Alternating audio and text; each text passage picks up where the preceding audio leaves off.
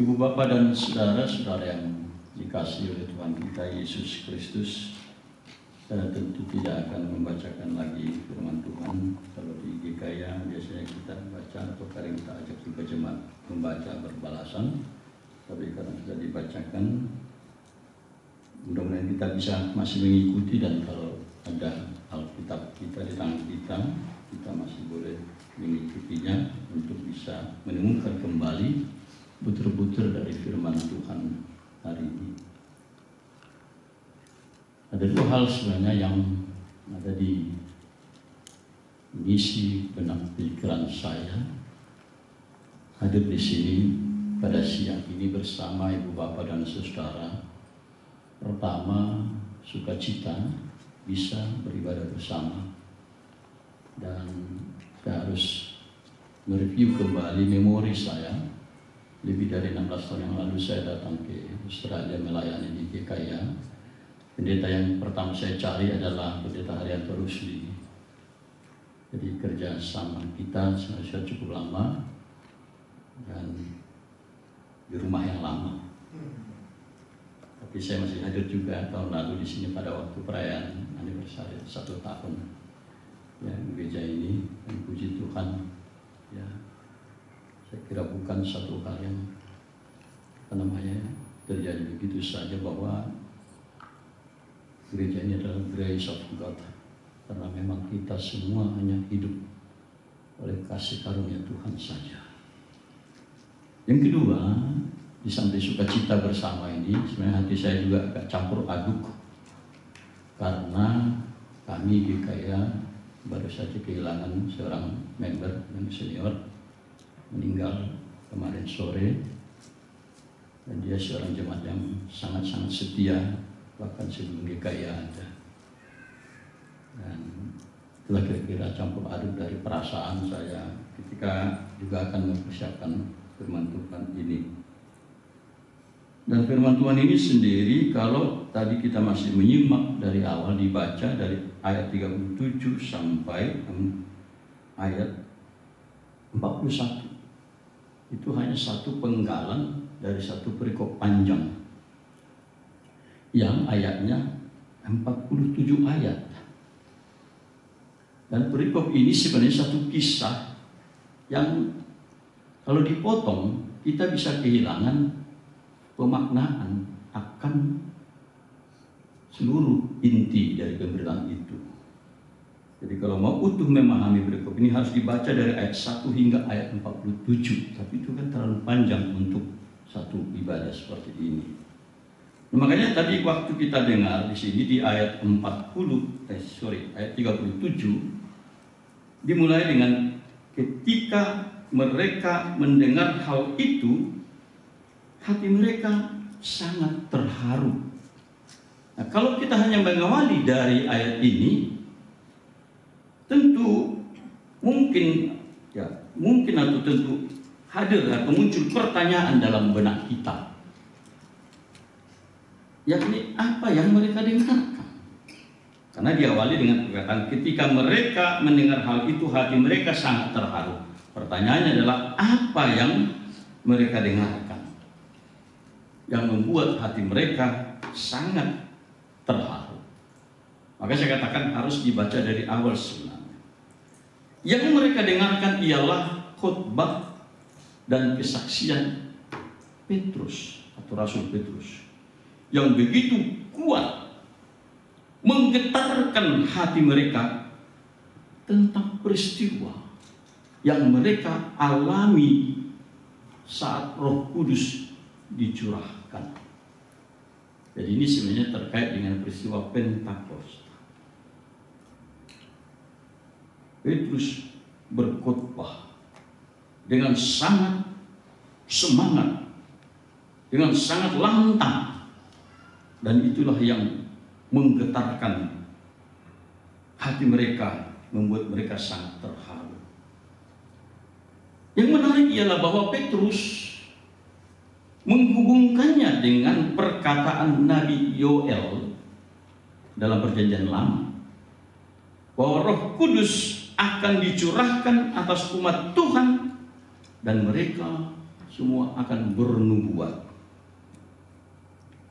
Jadi pencurahan Roh Kudus itu sendiri telah dinubuatkan jauh sebelumnya di Perjanjian Lama. Lalu Rasul Petrus selanjutnya menghubungkan peristiwa yang dikatakan dinubuatkan oleh Nabi Yoel tersebut dengan datangnya hari Tuhan sebagai hari yang sangat dahsyat, mencekam. Dan hanya orang-orang yang berseru kepada Tuhanlah yang akan diselamatkan ketika hari yang dahsyat itu tiba. Dalam rangkaian peristiwa itu, Petrus kemudian merujuk kepada rencana penyelamatan Allah yang dinyatakan di dalam Yesus. Tetapi yang terjadi selanjutnya ialah, dan ini Petrus mengkritisi mereka, ternyata Yesus yang diutus oleh Allah untuk menyelamatkan mereka, mereka salibkan. Walaupun selanjutnya Allah telah membuat Yesus yang mereka salibkan itu menjadi Tuhan dan Kristus. Itulah yang kita rayakan dalam Paskah. Jadi sebenarnya ada beberapa rangkaian pemahaman teologis yang kita pahami dari teks ini. Di dalam khotbahnya Rasul Petrus menyadarkan mereka akan dosa mereka yang telah menyalibkan Yesus yang diutus Allah untuk menyelamatkan mereka. Jadi Petrus menuding seluruh pengalaman kehidupan mereka itu. Dan mendengar khotbah Petrus itu hati mereka sangat terharu. Itulah yang diawali tadi dengan ayat 37 ini. Ketika mereka mendengar hal itu hati mereka sangat terharu. Tetapi di dalam kondisi emosional keharuan itu mereka bertanya, apakah yang harus kami perbuat, saudara-saudara? Di dalam keharuan itu, ketika hati mereka tertusuk itu, mereka bertanya, apakah yang harus kami perbuat, saudara-saudara? Saya ingin mengangkat satu kata di sini yang saya kira penting, yakni sangat terharu.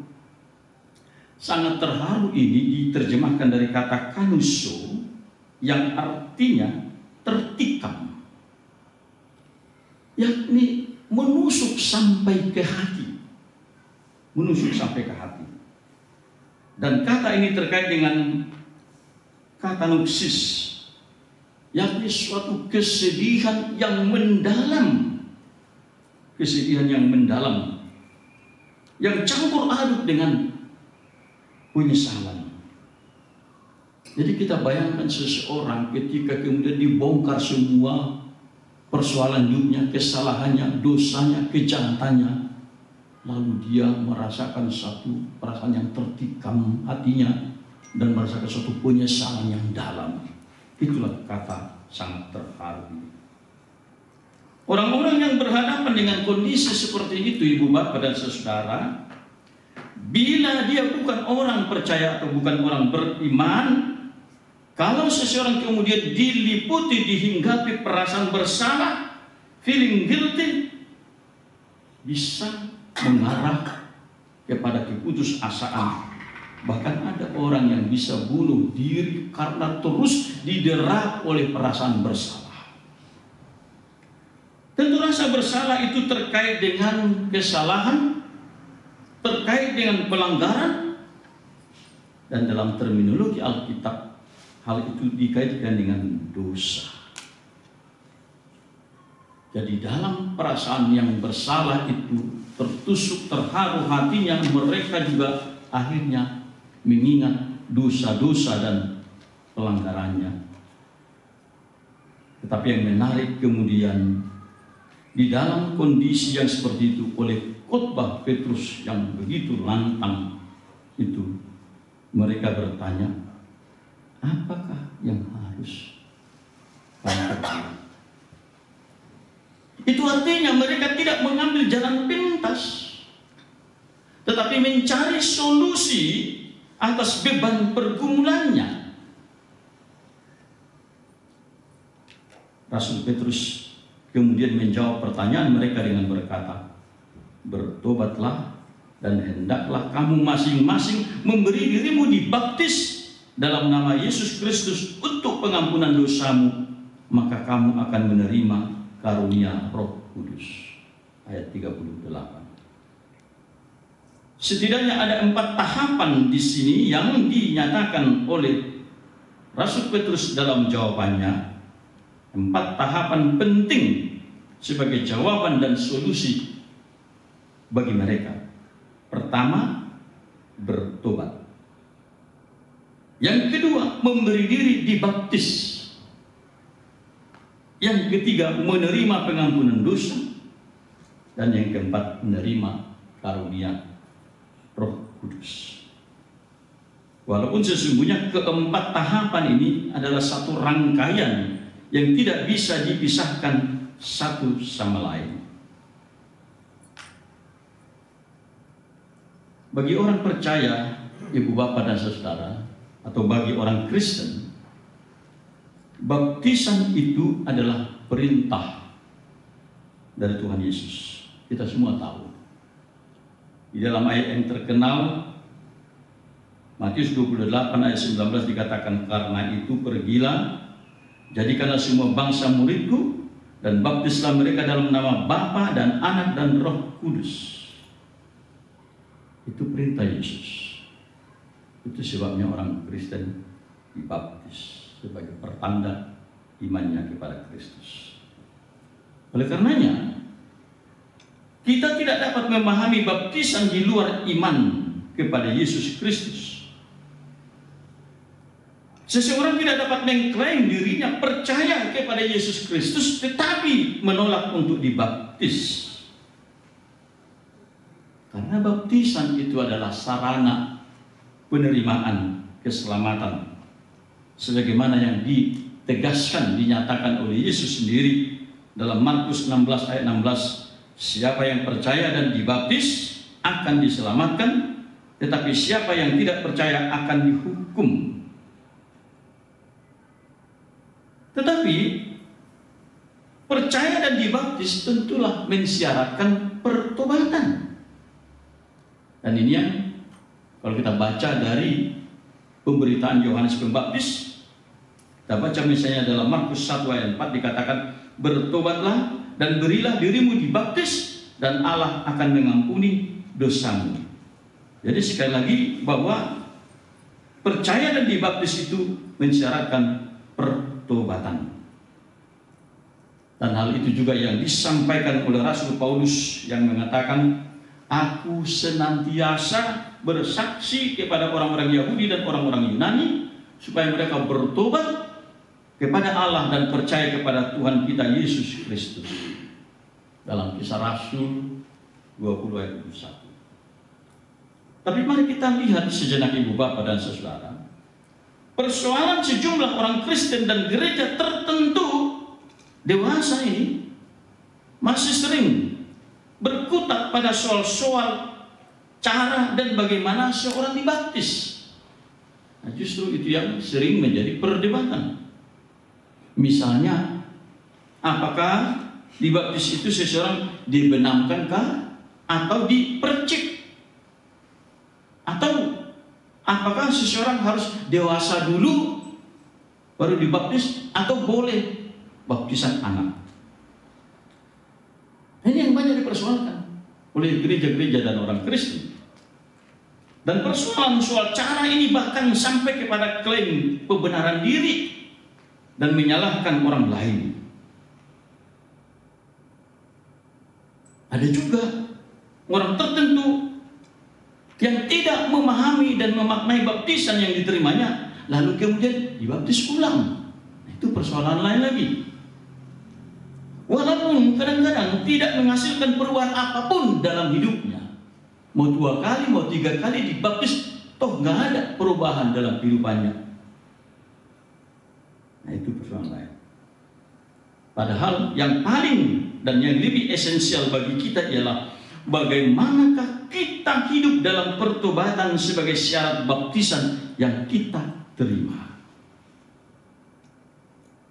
Ibu bapak dan saudara terkasih, di tengah-tengah maraknya pandangan manusia zaman ini tentang keselamatan, mungkin di antara kita ada yang menyaksikan secara online atau virtual atau di YouTube perdebatan pandangan kekristenan yang mengatakan bahwa orang yang baik bisa selamat tanpa harus percaya kepada Kristus dan tanpa baptisan. Jadi ada orang-orang tertentu mencoba menyesuaikan kekristenan dengan kebutuhan zaman itu, zaman ini maksudnya, dan menganggap bahwa kekristenan yang kita miliki harus progresif. Jadi muncullah sekarang banyak perdebatan sekitar kekristenan progresif. Jadi orang tanpa dengan berbuat baik saja akan diselamatkan, tidak harus percaya kepada Yesus. Padahal iman percaya kita yang sangat mendasar, sebagaimana perkataan Yesus sendiri mengatakan, siapa yang percaya dan dibaptis akan diselamatkan, tetapi siapa yang tidak percaya akan dihukum. Maka kita, siapapun, sepintar apapun orang, tidak memiliki sama sekali otoritas untuk mengubah apa yang dinyatakan oleh Yesus. Kita tidak punya otoritas di dalam kebebasan berpikir kita untuk mencoba mereduksi kuasa dan otoritas Tuhan tentang keselamatan. Dan kita mengimani hanya oleh iman, oleh firman Tuhan, dan oleh anugerahlah kita diselamatkan. Grace of God.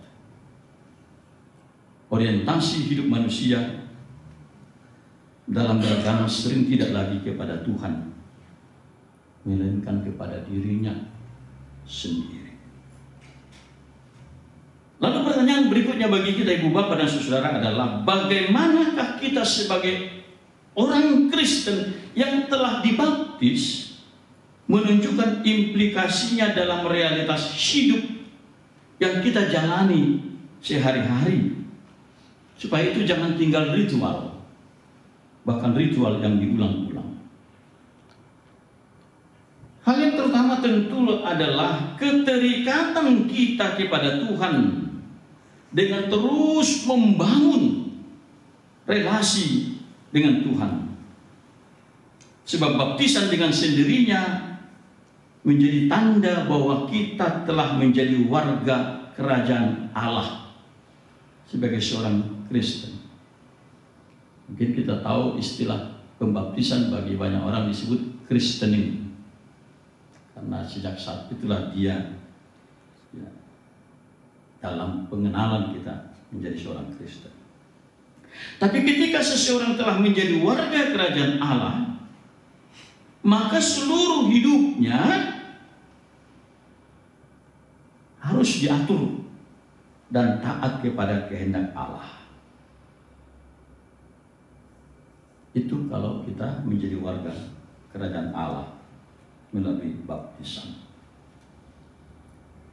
Tapi kita ingin juga menyoroti ibu bapak dan saudara setidaknya dua aspek yang terkait dengan pemaknaan kita akan baptisan dan pertobatan, sebagaimana tema hari ini dalam keberadaan kita sebagai seorang Kristen. Yang pertama, ada orang yang memahami secara sempit bahwa dengan datang ke gereja dan beribadah itu seolah sudah menunjukkan pertobatan dan kesalehan. Sering orang beranggapan seperti itu. Kalau sudah rajin ke gereja, rajin beribadah, itu sudah menjadi pertanda pertobatan dan kesalehan. Memang kehadiran kita beribadah dan menyembah Tuhan itu sesuatu yang Tuhan kehendaki dan perintahkan.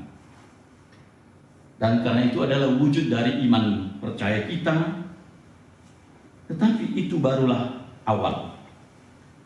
Saya katakan baru awal karena Pertanyaannya kemudian, apakah itu sungguh-sungguh sebagai buah pertobatan? Belum tentu, ibu bapak dan saudara. Karena hal selanjutnya ialah bagaimana kita hidup sesudah ibadah selesai, bagaimana kita berinteraksi di dunia nyata dan di tengah-tengah masyarakat yang sungguh-sungguh sebagai orang yang melakukan kehendak Allah. Kalau tadi ada vokal grup dari Yekaya, ku mau sepertimu Yesus, begitu kira-kira satu penggalan kalimatnya.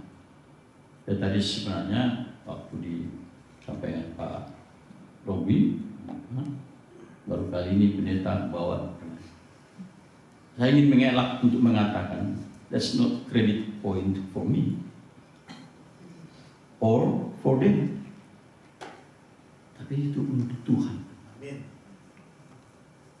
Dan itu barulah kesaksian yang mengawali bagaimana kemudian kita sungguh-sungguh ku mau hidup di dalam Tuhan, seperti itu. Karena kalau kita hanya di sini, pasti semua orang baik-baik. Pastilah. Datang beribadah, memuji Tuhan, bernyanyi, berdoa, mendengarkan firman, semua menjadi orang baik-baik. Sekali lagi, ini baru awal. Mengawali kita, membekali kita untuk hidup nanti, besok, katakanlah dalam term 1 minggu ini. Kita akan ritmenya biasanya per minggu, kemudian datang lagi hari Minggu untuk menerima bekal kehidupan kita lagi. Bagaimana kita kemudian berinteraksi di dunia nyata, di tengah-tengah masyarakat, sebagai orang yang sungguh-sungguh melakukan kehendak Allah. Yesus sendiri pernah mengatakan satu kritik, dan kritik ini saya kira keras, menyangkut bagaimana orang yang beribadah dengan salah itu. Dia katakan dalam Matius 7 ayat 21, bukan setiap orang yang berseru kepadaku Tuhan, Tuhan akan masuk ke dalam kerajaan surga, melainkan dia yang melakukan kehendak Bapakku yang di surga. Jadi kalau kita kembali mengulang, apa implikasinya kemudian baptisan dan pertobatan yang kita terima adalah melakukan kehendak Bapa yang di surga. Yang kedua, ibu bapak dan saudara, pertobatan, baptisan dan pengampunan itu merupakan suatu keterikatan. Oleh karenanya tidak dapat disebut menghayati dan mengimani baptisan dan pertobatan bila mana kita tidak hidup dalam pengampunan. Ini kemudian yang juga cukup atau sangat berat untuk dilakukan oleh kita, walaupun kita sebagai seorang Kristen, seorang yang percaya. Tetapi bila kita tidak mampu melepaskan pengampunan pada orang lain, maka selamanya kita akan hidup dalam kepahitan, kita akan selalu menyimpan kesalahan, kita akan selalu keep trauma masa lalu, amarah, dendam, dan permusuhan di dalam hati kita. Dan kalau ini terus kita simpan, pada akhirnya juga akan merusak diri kita sendiri. Besar sekali itu pengaruh dari kemarahan, kebencian, dendam, permusuhan, merusak kehidupan kita. Rasul Yohanes bahkan mengatakan seperti ini dalam 1 Yohanes 3 ayat 15. Setiap orang yang membenci saudaranya adalah pembunuh manusia.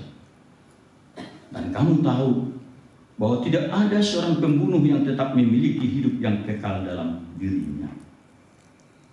Mungkin pernyataan ini terlalu ekstrim kita dengarkan kalau dikatakan setiap orang yang membenci saudaranya adalah pembunuh manusia. Ekstrim ya ekstrim. Tetapi perkataan ini mengingatkan kita pada apa yang dikisahkan dalam Alkitab, bahwa Kain itu membunuh Habil diawali dengan kebencian dan kemarahan. Itu sebabnya Tuhan sebenarnya mengingatkan Kain. Mengapa mukamu muram? Apakah kamu tidak akan berseri wajahmu? Ingat, dosa sudah mengintip di depan pintu. Jadi pengampunan itu menghidupkan kita. Sebagaimana Tuhan Allah telah mengampuni kita. Dan kita pun mesti mau melepaskan pengampunan bagi orang lain. Itu tidak sekedar hanya memulihkan relasi, tapi juga membaharui diri kita, menyehatkan kita, memulihkan kita. Pada akhirnya Ibu Bapak dan Saudara, firman Tuhan ini mengingatkan kita bahwa orang yang bertobat, dibaptis dan diampuni akan menerima Roh Kudus yang akan menuntun seluruh kehidupannya. Bahkan kemampuan kita, kemauan kita juga untuk mengampuni adalah kemampuan dan kemauan yang digerakkan oleh Roh Kudus. Di dalam keterbatasan, di dalam kelemahan kita, dan di tengah-tengah pergumulan kita dengan berbagai tantangan dan ketidakpastian saat ini, kita membutuhkan tuntunan Roh Kudus. Roh Kudus akan meneguhkan dan memampukan kita untuk hidup dalam kehendak Allah.